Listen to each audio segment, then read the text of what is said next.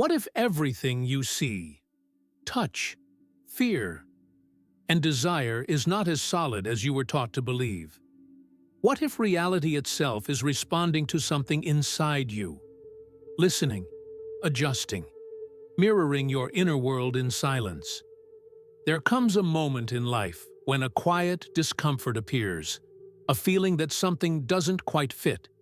You follow the rules, repeat the same patterns, think the same thoughts, yet deep inside, a voice whispers, "There is more than this, more than coincidence, more than chance, more than the visible surface of things." Some ignore that voice. Others are haunted by it.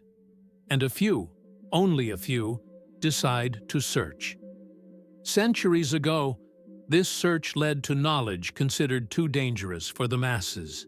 Knowledge that challenged religion, power, and even the idea of an objective universe. Knowledge that suggested reality is not fixed, but shaped. Not external, but responsive.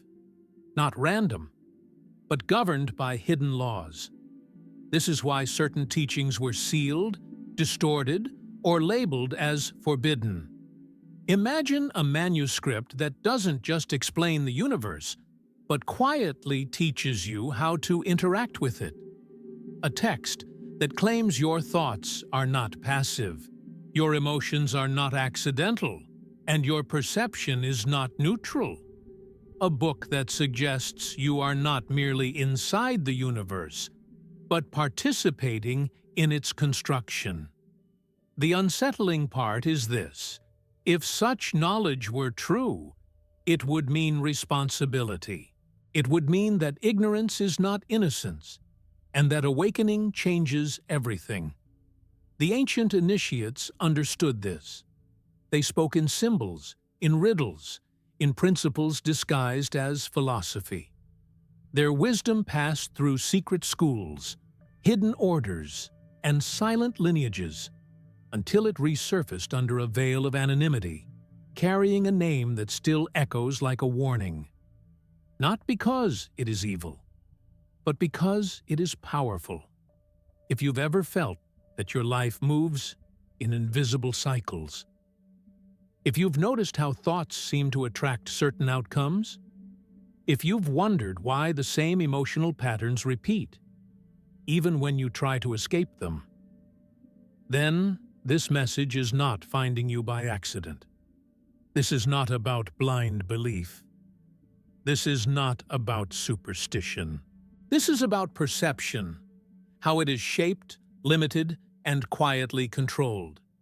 And once perception changes, reality follows.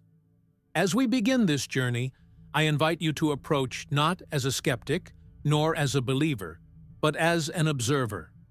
Someone willing to suspend certainty for a moment and look beneath the surface of things. If this kind of exploration speaks to you, consider subscribing now. This channel is a space for those who feel the pull toward deeper understanding, those who sense that truth is often hidden in plain sight, waiting for the right eyes to see it. Because what you are about to encounter is not just an old philosophy. It is a mirror. And once you recognize what it reflects, you may never look at reality the same way again. At first, it feels subtle, easy to dismiss, a dream that feels too real, a symbol that repeats itself night after night, a place you've never been to, yet somehow recognize. You wake up with your heart racing, carrying the strange certainty that the dream was not random, but you can't explain why. Then come the sensations. A sudden pressure in the chest when you're about to make a decision. A tightness in the stomach when something, or someone, doesn't feel right. A wave of calm that arrives without reason, as if you were being silently reassured. Doctors say everything is fine. Tests show nothing unusual. And yet, you feel something is happening beneath the surface.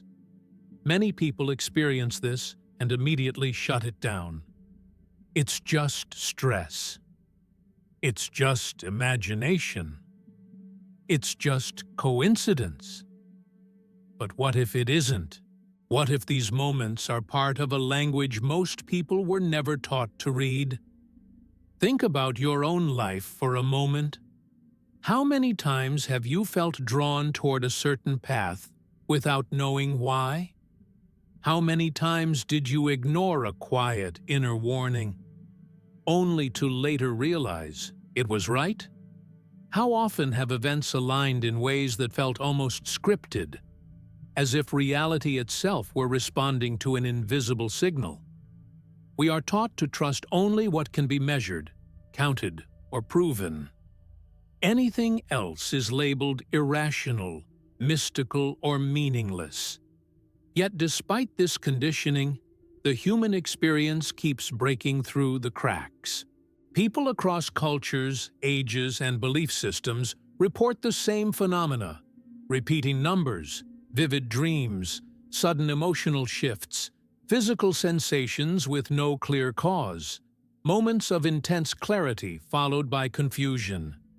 Different words, same experience. And the most unsettling part is not that these things happen, it's that they happen more often when someone begins to question reality itself. When life feels empty despite external success. When routines no longer satisfy. When the old explanations stop working. That's when the signs intensify. Not to scare you, but to get your attention. Ancient traditions believed the body, the mind, and the environment are not separate systems. They are expressions of the same underlying movement. When something shifts internally, the outer world responds. When the outer world changes, the inner world reacts. Most people live trapped in this exchange unconsciously, reacting instead of understanding, and so they suffer. They repeat the same emotional cycles. They attract the same kinds of relationships. They face the same obstacles in different forms. Over time, this repetition creates exhaustion, a quiet despair, a sense that life is happening to them instead of through them. But every now and then, someone pauses long enough to notice the pattern. They realize their thoughts carry weight, that their emotional state seems to color their perception of reality, that when they change internally, the world responds differently. This realization is both empowering and terrifying, because if reality is not random, if experiences are not isolated, if there is an underlying order connecting thoughts, emotions, events, and outcomes, then ignorance is no longer neutral. It means that much of human suffering may not come from fate, but from misunderstanding the rules of the game. This is why ancient teachings were never given openly, not because people were unworthy, but because most were unprepared. To see the hidden structure of reality requires responsibility, awareness, discipline, and without those, knowledge becomes dangerous. If what you felt, dreamed, or sensed is part of a deeper system, if those coincidences are actually responses, if your inner world is constantly communicating with something vast and intelligent, then the question is no longer whether there is a hidden language at work. The real question is this: what laws are governing that language, and why were you never taught to recognize them? There is a moment when the signs stop feeling random and begin to form a pattern, not outside of you, but through you. The first great spiritual signal most people encounter is not a vision, a voice, or a miracle. It is far more subtle, and because of that, far more powerful. It is the realization that your inner state precedes your outer reality. Ancient traditions did not describe this as belief or imagination. They described it as law. Long before modern psychology or physics attempted to explain consciousness, the initiates of the ancient world taught a principle so unsettling that it was only shared with those who had proven discipline and self-awareness. They understood something most people still resist today. Reality does not begin with matter. It begins with mind. This is the first secret. Not metaphorically, not symbolically, but functionally. Your thoughts are not passive. Your emotions are not side effects. They are causes. Think back to moments in your life when everything seemed to fall apart at once. Relationships, opportunities, motivation, gone or distorted. Now, think carefully. What was your dominant inner state before that collapse? Fear? Hopelessness? Resentment? A sense of being powerless? Now consider the opposite. Moments when things flowed effortlessly, when help appeared unexpectedly, when clarity replaced confusion, when you felt aligned, focused, alive. The ancient teachings pointed out something shocking. The outer events were not creating the inner state. The inner state was shaping what you were able to perceive, attract, and sustain. Most people live unaware of this mechanism. They identify completely with their thoughts, never questioning where they come from. They react emotionally to circumstances, unaware that those reactions are quietly reinforcing the very conditions they wish to escape. This is not punishment. This is not fate. This is resonance. Ancient sages described reality as a living field of intelligence, not something you observe from the outside, but something you participate in constantly. Every thought you hold impresses this field. Every emotional pattern tunes your perception, and perception determines experience. This is why two people can live through the same event and emerge with completely different outcomes. One collapses, the other awakens. One sees chaos, the other sees meaning. The first spiritual signal appears when you notice this difference inside yourself, when you realize your reactions are not automatic, when you sense, perhaps for the first time, that attention itself is a creative force. This realization can feel destabilizing because it removes the comfort of blame. It suggests that much of what you experience is not happening to you, but through you. And that truth can feel heavy until it feels liberating. The initiates taught that mastery does not begin by controlling the world. It begins by observing the mind, not fighting thoughts, not suppressing emotions, but learning to recognize patterns, like watching waves instead of being pulled under by them. Once you see this clearly, strange things begin to happen. You notice how certain thoughts drain your energy, how others expand it, how holding on to resentment seems to keep old situations alive, how gratitude, real gratitude, not forced, shifts your perception almost immediately. This is not positive thinking. This is awareness. And awareness changes the relationship between the inner and outer worlds. This is why this knowledge was once considered dangerous, not because it gives power, but because it demands responsibility. A person who understands this can no longer pretend they are merely a victim of circumstance. They become a participant in something vast, intelligent, and responsive. If this insight resonates with you, if you feel it stirring something familiar, take a moment to support this work. A simple like helps this knowledge reach others who are quietly searching. And if you choose to subscribe, you become part of a circle of people willing to look beyond appearances and explore what most never question. Because this first law is only the beginning. Once you understand that reality responds to mind, a far more unsettling question emerges. One the ancient teachings reserved for those ready to go deeper. If the mind shapes reality, then what is shaping the mind itself? There was a time in my life when none of this made sense to me. From the outside, things looked stable. Routine days, familiar faces, predictable outcomes.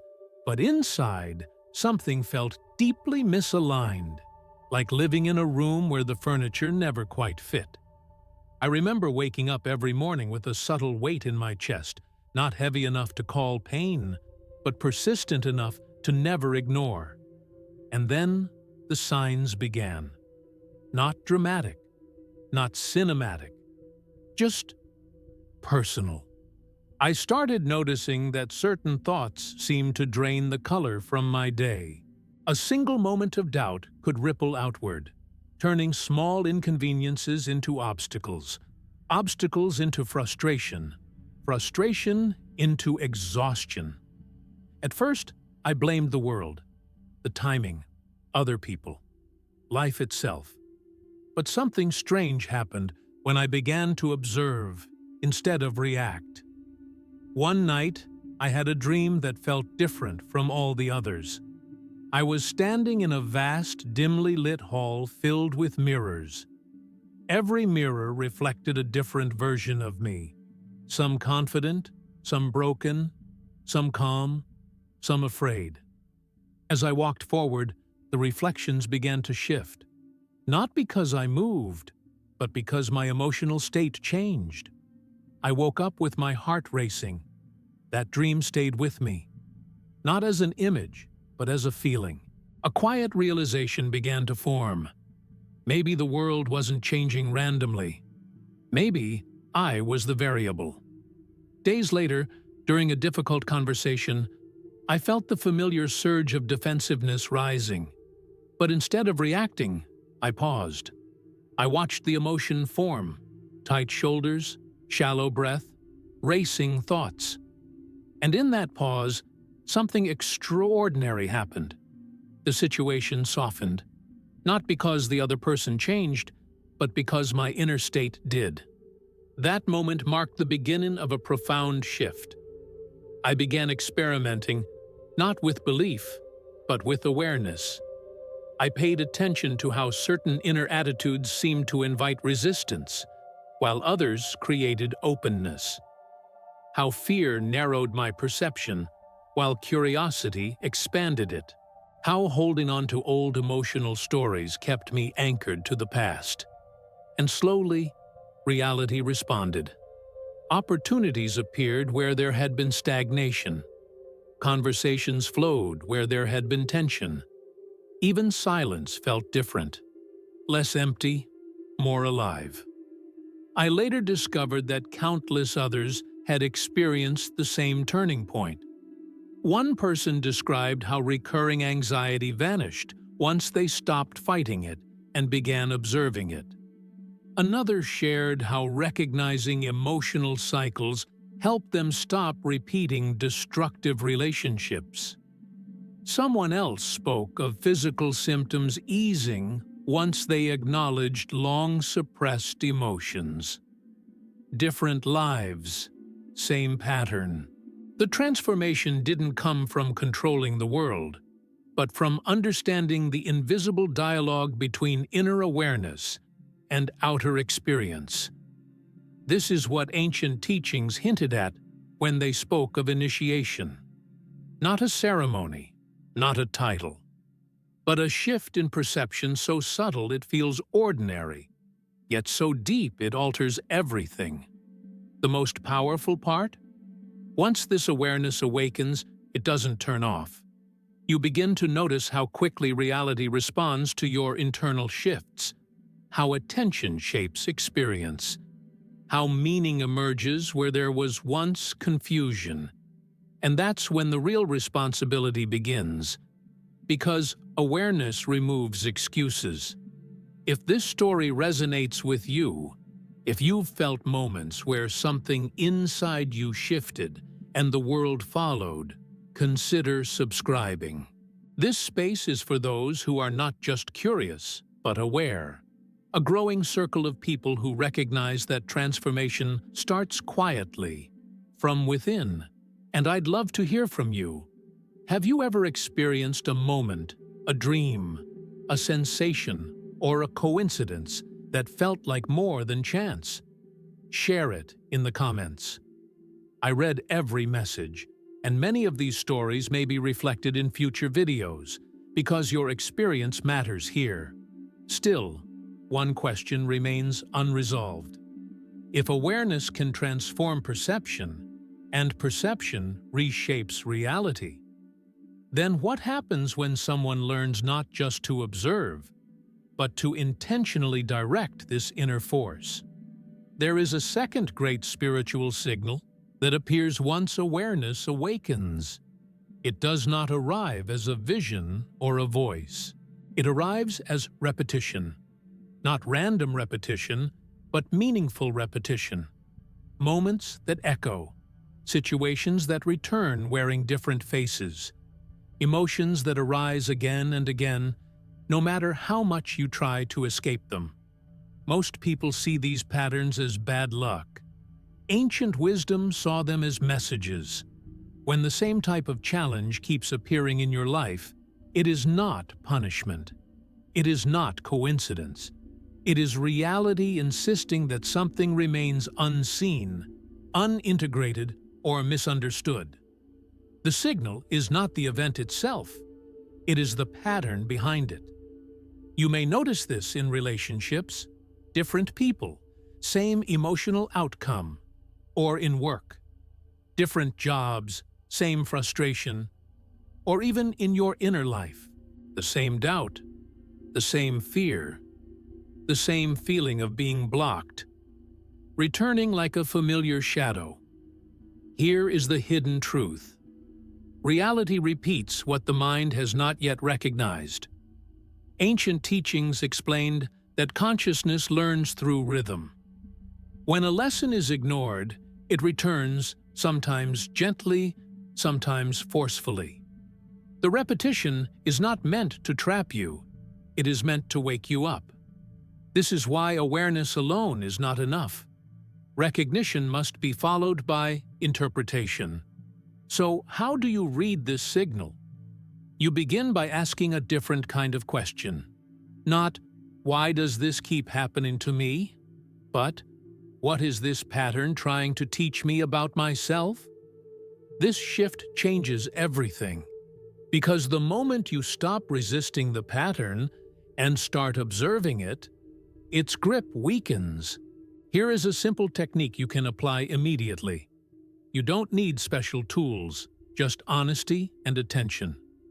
The next time a familiar emotional reaction arises, frustration, fear, sadness, anger, pause. Do not judge it. Do not justify it. Do not suppress it. Instead, ask yourself quietly, when was the first time I felt this exact feeling? Let the answer surface naturally. It may come as a memory, an image, or simply a knowing. Often, you'll trace the emotion back to an earlier moment in life, sometimes childhood, sometimes a forgotten turning point. Now comes the key step. Ask again, what belief about myself or reality was formed in that moment? Not what happened, but what you concluded. Perhaps you concluded you were not enough. Perhaps that the world is unsafe. Perhaps that love must be earned. Perhaps that your voice doesn't matter. That belief became a lens, and through that lens, reality organized itself accordingly. This does not mean you are to blame. It means you are no longer powerless. Because once a belief is seen clearly, it loses its invisibility. And what is no longer invisible can no longer silently govern your life. Many people report something remarkable when they practice this. Patterns begin to dissolve. Emotional reactions soften. Situations that once triggered chaos lose their charge. Not because life becomes perfect, but because consciousness expands. This is how ancient teachings described liberation, not escaping the world, but seeing through its mechanisms. Anyone can do this. You don't need to be spiritual. You don't need to be mystical. You only need to be willing to observe yourself without fear. And yet, this second key is still not the deepest one. There exists a signal so subtle that most people live their entire lives without ever recognizing it. A signal that does not repeat loudly, but whispers continuously beneath thought, emotion, and identity itself. Those who learn to sense it describe a profound shift, one that changes not just patterns, but the very sense of who they are. If you feel this exploration resonating with you, subscribe now. This channel is for those who sense that reality speaks in layers, and who are ready to listen more deeply. Because once the next signal is recognized, there is no turning back. There is a moment, rare, silent, almost imperceptible, when everything you believed about yourself begins to dissolve. Not dramatically, not violently, but gently, like mist lifting at dawn.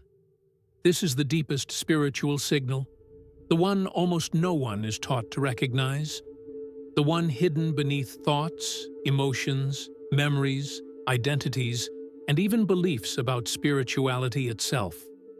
It appears when all other signs have done their work, when patterns have been seen, when reactions have softened, when awareness has learned to observe itself.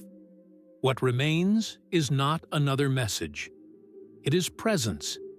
Ancient traditions spoke of this moment with great reverence, not as enlightenment in the dramatic sense, but as remembering.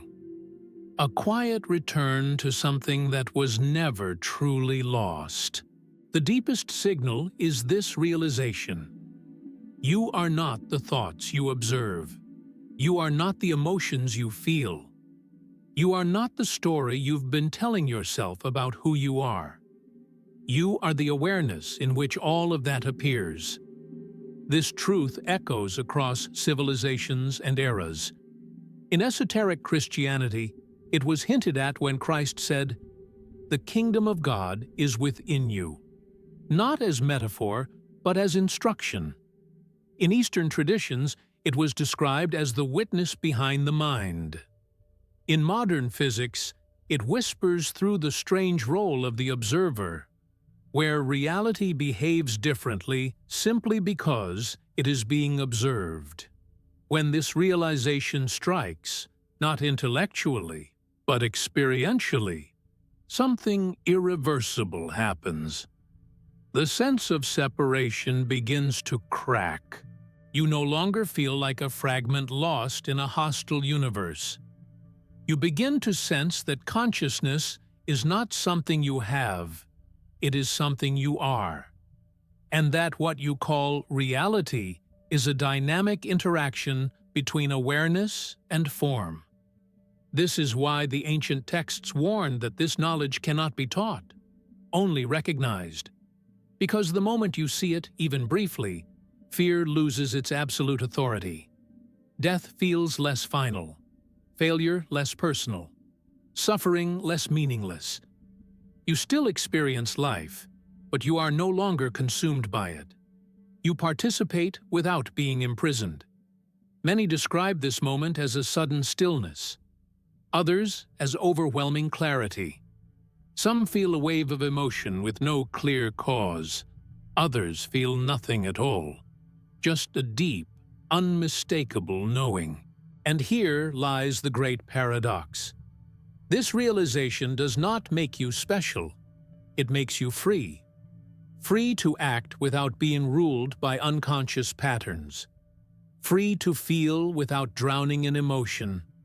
Free to engage with the world without losing yourself in it.